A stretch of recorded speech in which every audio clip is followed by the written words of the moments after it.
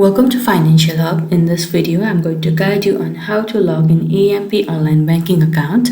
For that, you need to open one preferred web browser. Here I'm opening Google Chrome.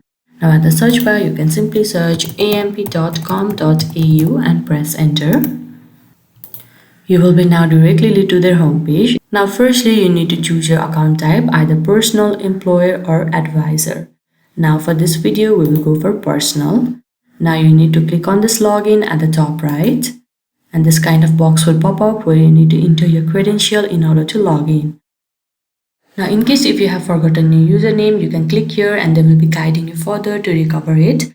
Likewise, you can do the same in case of your password.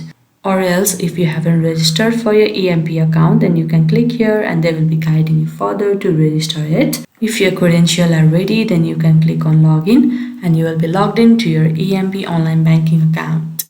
I hope you found this video helpful. Don't forget to like this video and subscribe our channel Financial Hub. Thank you.